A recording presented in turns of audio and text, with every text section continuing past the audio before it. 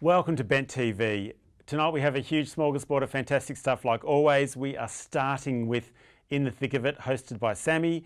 Her guest is Christian Vega, who is a sex worker, and we are presenting a bit of a video called Whore Pride. Sounds very interesting. See you after this.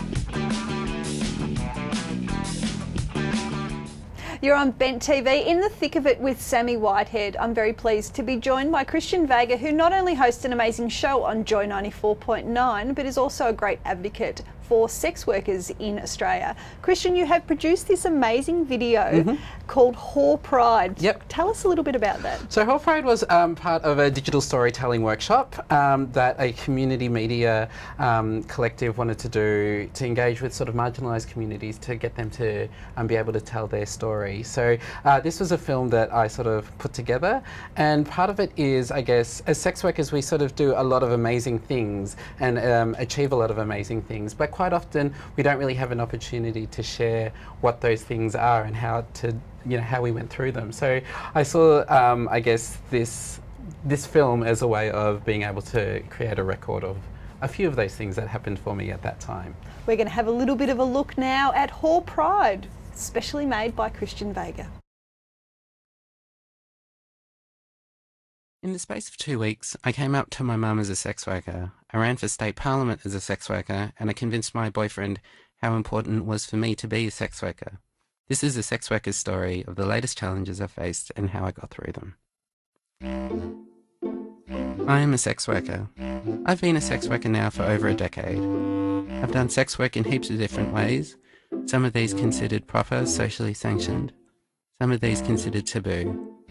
Doing sex work has taught me so much. About sex, about acceptance, about myself. The clients I've chosen to see have been diverse and amazing. They've challenged the way I see people and have taught me so much. Doing sex work changes you. Most of us are raised with a whole bunch of sex-negative messages of what sex is supposed to be and who and what sex workers are.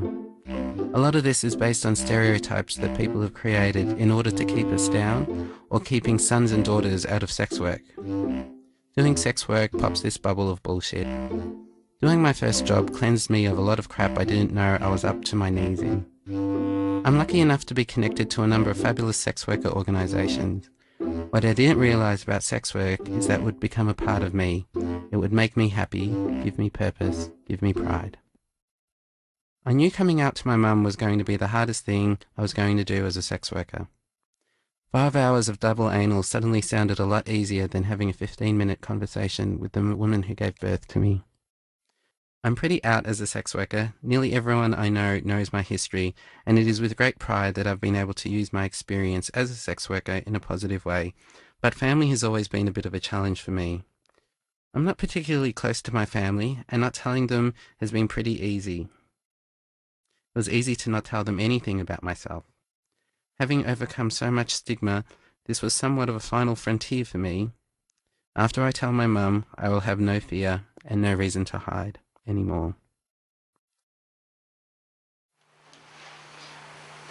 Hi, Mum. Sit down.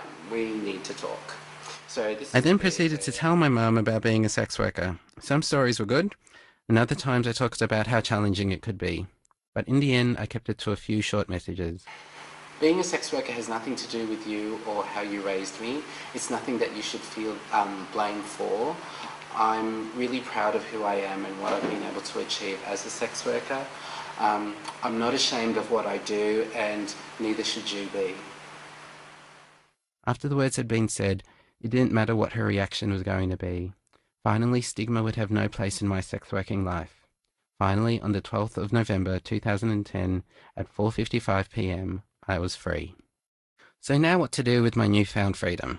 At the time, I'd been pre-selected to run as the candidate for the seat of Paran in the Victorian state election for the Australian Sex Party. I rang party president Fiona Patton and told her I wanted to run as a sex worker. Other candidates I was up against had made a point of running as a lawyer or a teacher or a mother, and I thought being a sex worker was as valid as any other thing people bring to their candidacy, and I wanted it to be a part of mine. Fantastic was the first thing she said, and the support of her and the party has been truly touching. What followed was a media release, some interviews, a town hall meeting, all of which proclaimed to the voting public my status as a sex worker. What had surprised me was how unremarkable their reaction was. Clearly, internalized stigma had led me to believe that if I was going to be accepted as a sex worker, I was in for a fight. But it wasn't a big deal. People weren't as shocked as I thought they would be. They merely accepted it as a fact and moved on. Part of me believes that because I took ownership of it, because I was telling people, not some media outlet looking for a scandal, not some spiteful person looking to bring me down, no one could use it against me. And the results of the election were fantastic. It was our first state election, and I had polled about 3% of the votes, coming fourth behind the major parties. I'd also got more than 5 times as many votes as the right-wing Conservative Family First Party. Needless to say, I was pretty happy with that. So I've been in a relationship now for nearly 2 years. I love my boyfriend and he means the world to me. When I first met him, I just started to wind back seeing a number of clients. I'd also started a full-time day job as a health educator for male and trans sex workers in Victoria, as well as running an after-hours drop-in service for street-based sex workers. I was elected as the national representative of Australian male sex workers for the Scarlet Alliance, and I was involved with Vixen, the sex worker rights organisation in Victoria. I was busy. And my boyfriend fully supported the work I did, which was amazing. Really, what more could I ask for? The only problem was, I didn't have time to get back to sex work. Being busy and being lost in love with my boyfriend made it easy not to go back. But as a sex worker, when I stop working, I know I shrink as a person. I'm less confident, I feel less in control of my life, and my self-image suffers. And while I let this happen, being in love with my boyfriend, we'd gotten to a stage where me going back to work was something we weren't used to. We'd nested in a space where me going back to work wasn't going to be as straightforward as we'd planned. After many a discussion, lots of tears, and fronting up with emotional honesty, we're in a place now where he's recognised what being a sex worker means to me. After seeing what I'd gone through to be a sex worker, I think he gets it. Whatever happens, I know we'll be okay because I've got someone who loves me enough to understand how important it is for me to be working. This is going to be a challenge for us, but after everything we've gone through, I don't think it's going to be a huge problem. Being a sex worker can be hard. No matter how insurmountable some of the challenges can be, in the end it's the strength that you get from being a sex worker that means nothing really can stop us. I want to thank the amazing people that have given me strength and made me the person I am today. Thanks for listening. We were just watching Whore Pride, specially produced by Christian Vega. You've been in the thick of it with Sammi Whitehead. Thank you so much for that great video and a look at your life. Cheers. We'll be back soon.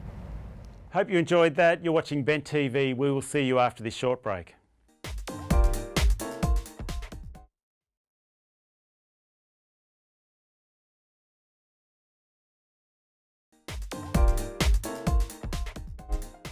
Welcome back. You're watching Bent TV. We have now some fantastic variety stuff. Enjoy.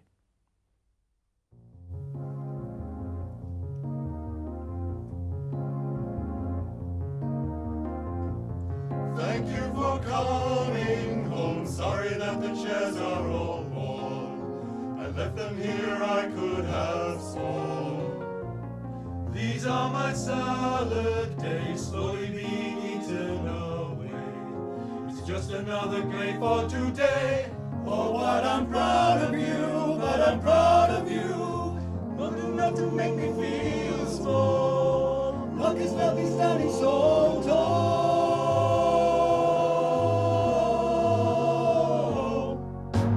Go, go, always believe in your soul.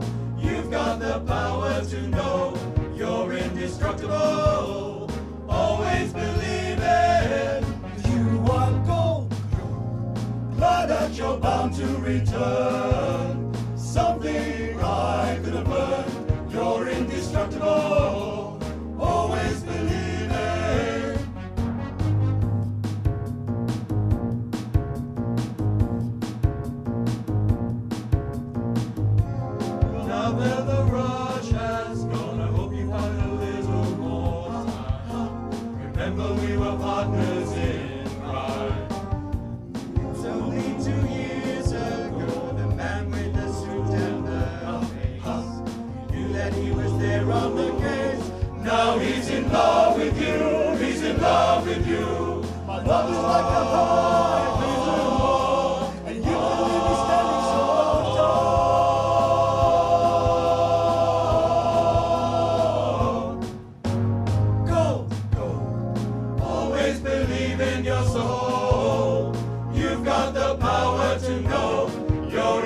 indestructible. Always believe it, 'cause you are gold. I'm glad that you're bound to return. Something I could have learned. You're indestructible.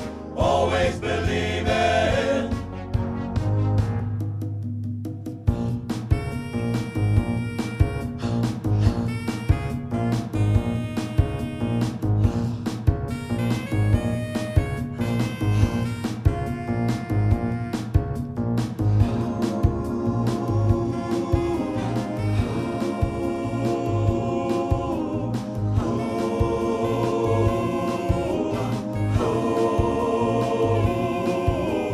Love is like a high prison wall, and you can leave me standing so tall.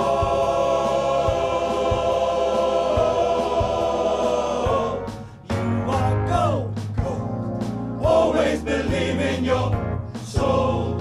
You've got the power to know you're indestructible. Indestructible. Always believe it. Always believe in gold. I'm glad that you're bound to return. Something I could have learned. You're indestructible. Always believe it. Bingo. Bingo.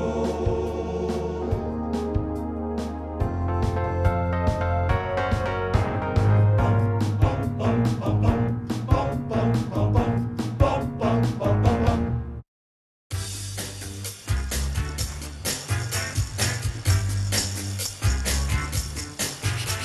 I once met a man with a sense of adventure. He was dressed to thrill. Wherever he went, he said, let's make love on the mountain tops, under the stars on a big hard rock. I said, in these shoes? I don't think so. I said, honey, let's do it here. Now I'm sitting at a bar in Guadalajara. In walks a guy with a faraway look in his eyes. He says, I have a powerful horse outside. Climb on the back, I'll take you for a ride. I know a little place we can get there for the break of day. I said, in these shoes? No way, Jose. I said, honey, let's stay right here.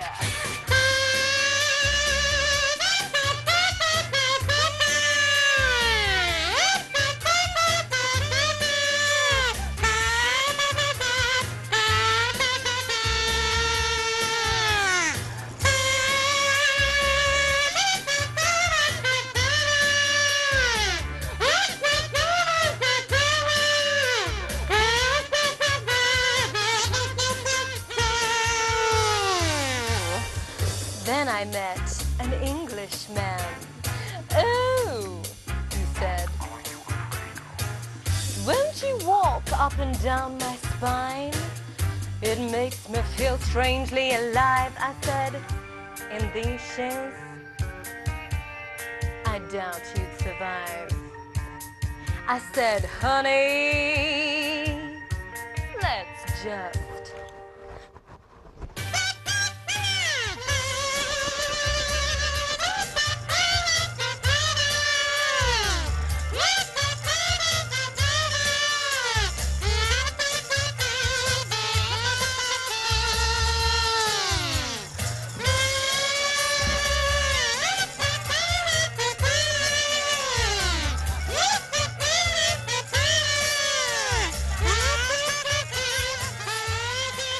Hope you enjoyed that. If you want to give us some feedback, please email us on our email address, feedback@benttv.org.au, or like us on Facebook.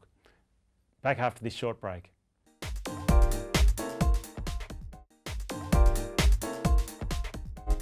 Welcome back to Bent TV. Our next segment is Quedia, hosted by Steve, and he's speaking with his guest, writer Mark Clough.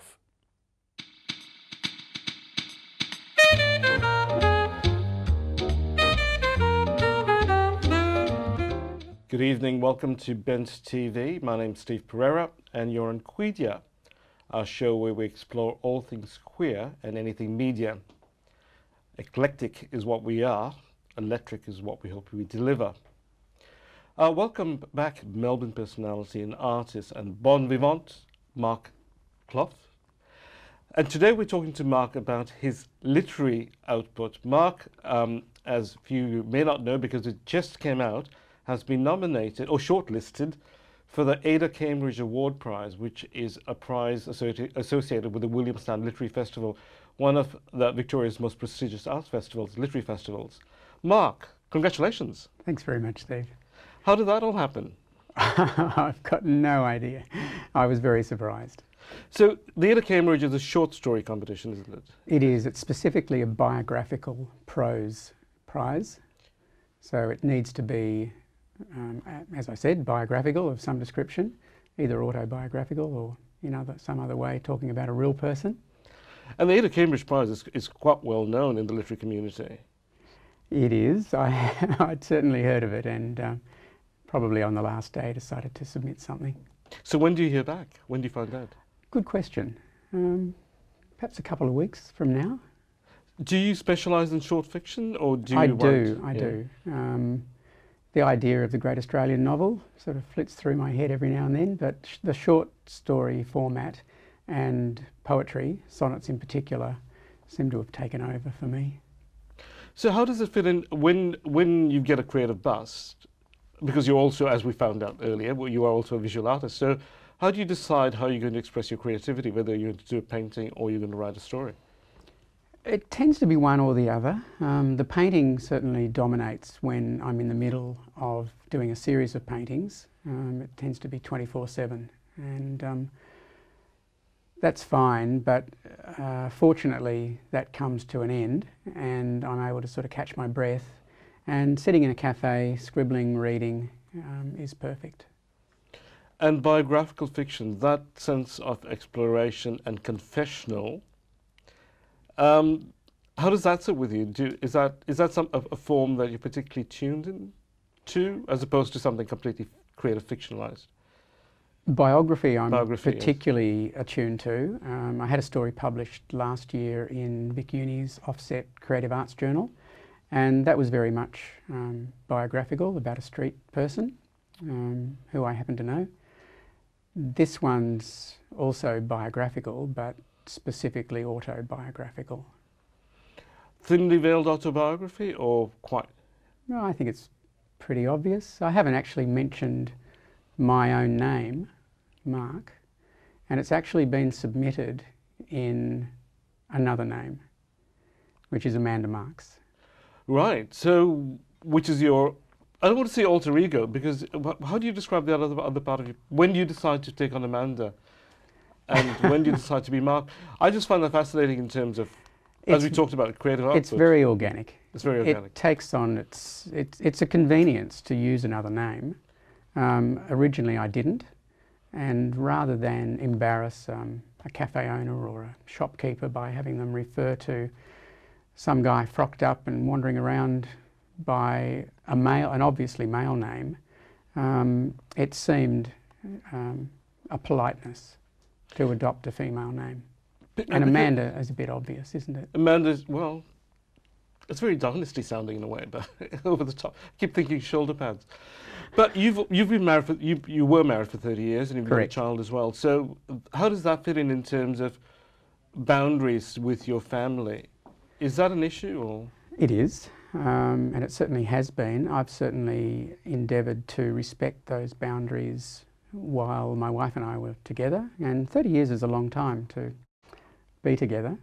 I didn't want to impact adversely on our son and daughter when they were growing up, and almost got away with that, but it sort of came a bit unstuck a few years ago, hence our separation, albeit that we are very good friends, all of us. So I'm lucky. That's great, that's fantastic. What's the response been from your son and your wife to the piece? They love it. They find it amusing. They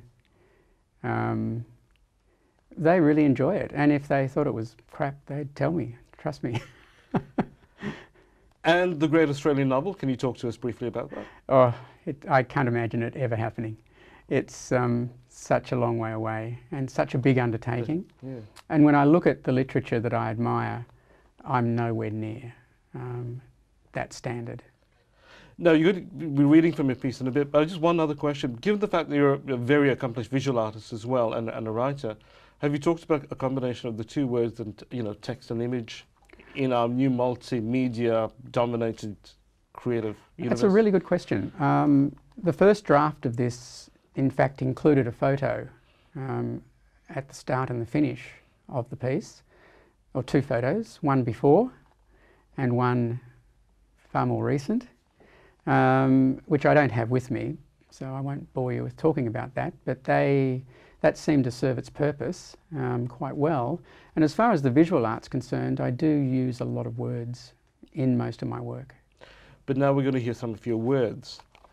Can you read us a bit of your story? What's it called first? It's called One Perfect Day. One Perfect Day. That's the name of a film as well. Is it really? Dang. I'm sure they were paying homage to your story, that's fine. It begins with a sonnet, a stanza of sonnet, and ends with a stanza of sonnet, but let's just see how we go. Sounds good. Thanks, Steve. One perfect day. It was just a glimpse I caught of you, not quite enough to fill the gap between the knowing and déjà vu, this mirror image to unwrap. Reflected there behind the mask that begs the question I must ask. One perfect day I'll be that me you know I was always meant to be. That day will come, this pretense end. The truth revealed of my manhood, no longer so misunderstood. This broken thing only I can mend. That perfect day will come, I'm sure I'll be that me forevermore. Nice girlfriend. I tensed to stand up, clench my fist to hit the sarcastic prick with the mouth so fucking hard he wouldn't get up for a week. Claire's hand moved to my thigh to stay my rush of blood. Truth was, I usually came off second best in those testosterone fests. I didn't give the smartass from that night a second thought until he tapped me on the shoulder a few days later. I'm Pete. Saw the Federation peak notice at the club and wondered if you had room for one more. He was too pissed the previous weekend to have any clue that our paths had already crossed, and at this distance I had no reason to revisit my first impression. There was a part of me that still wanted to punch the shit out of this guy, but timing's everything when it comes to that sort of boy stuff. Besides which, I wasn't about to vent my spleen midway through my morning macchiato. Yeah, Fed will be great. See you Friday.